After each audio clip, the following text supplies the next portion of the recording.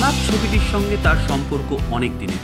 ছবির প্রসঙ্গে বলতে গিয়ে মিমি চক্রবর্তী বলেন, সাধারণত নায়ক নির্বাচন করার পর ছবিতে নায়িকা নির্বাচন করা হয়, কিন্তু আলাপের ক্ষেত্রে আগে তাকে নির্বাচন করা হয়েছে, তারপর আবির চট্টোপাধ্যায়কে। কোনো কেমিস্ট্রি কিভাবে কখন হিট করে যায় তা কোনোভাবে বলা যায় না। এই প্রথমবার নায়ক নায়িকা হিসেবে জুটি বাঁধছেন আবির এবং মিমি। এর আগে বোঝে না সে বোঝে না ছবিতে অভিনয় করলেও নায়ক নায়িকা ছিলেন না তারা।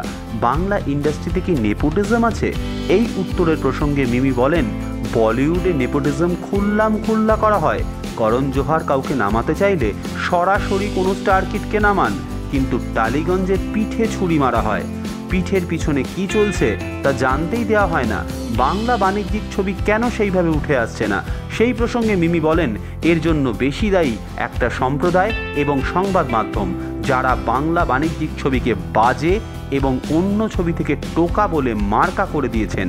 সেই মার্কা উঠে গেলেই আবার বাণিজ্যিক ছবি নিজের জায়গায় ফিরে আসবে বলেই মনে করেন মিমি।